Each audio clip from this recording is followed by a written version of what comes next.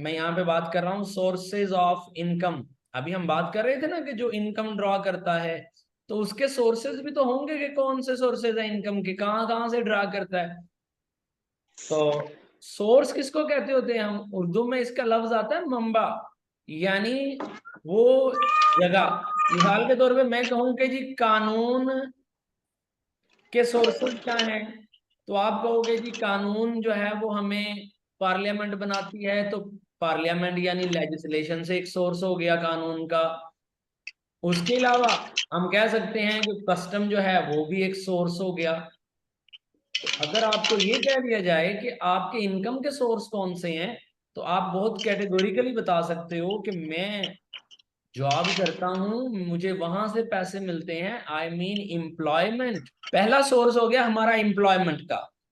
दूसरा सोर्स हमारे पास हो गया प्रॉपर्टी का, यानी एक शख्स ये कहता है कि मेरे पास एक प्रॉपर्टी है, मैंने वो रेंट आउट कर दी, उससे जो किराया आता है दैट इज सोर्स।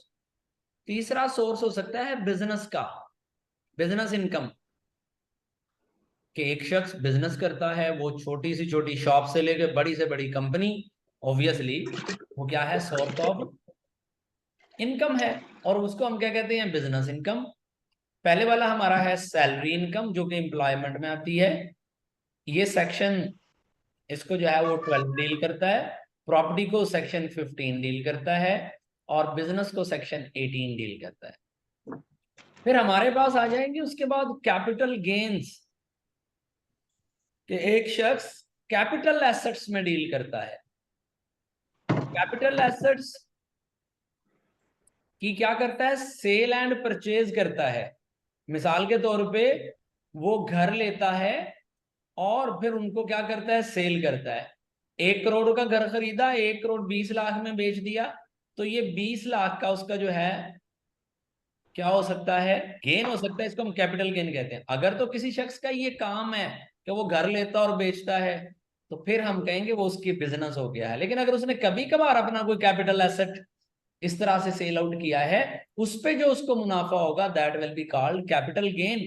इसको सेक्शन 37 डील करेगा, इनकम टैक्स ऑर्डिनेंस का। एंड फाइनली जो इनकम आपकी इनमें से किसी में भी फिट ना आए, उसको हम कहते हैं other sources income under section 39।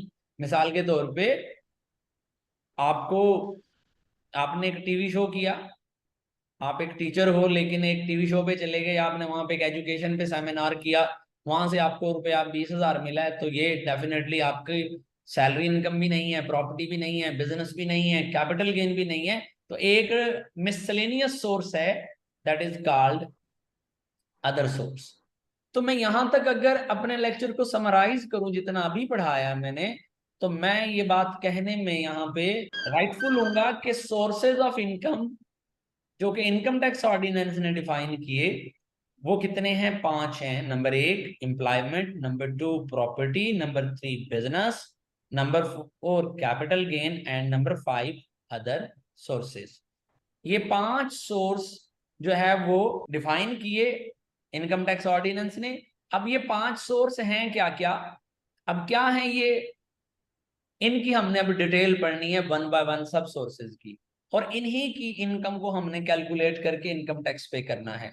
आपके पास सपोज एक क्लाइंट आ जाता है, वो आपको आके कहता है कि ड्यूरिंग द ईयर 2023 मेरी जो है वो सैलरी इनकम है मंथली 1 लाख रुपया, उसके अलावा मेरा एक घर है, मैंने वो रेंट पे दिया है, महीने का 25,000 रेंट भी मुझे मिलता है, मैंने शाम में एक जो है ना शॉप का सेटअप बनाया हुआ है, मुझे वहां से भी साल में 5 लाख रुपया बचा है। तो अब मुझे बताइएगा मेरा जो है ना वो टैक्स कितना बनता है। This is very simple case. हमें नजर आया यहाँ पे कि इसको एक किसी ने इनकम ड्रॉ की है सैलरी से, तो एक सोर्स इसका सैलरी है, एक सोर्स इसने इनकम ड्रॉ की है घर को किराए पे देने से यानी प्रॉपर्टी इनकम है, और एक सोर्स इसका जो है ना वो बिजनेस है यानी शॉप थी।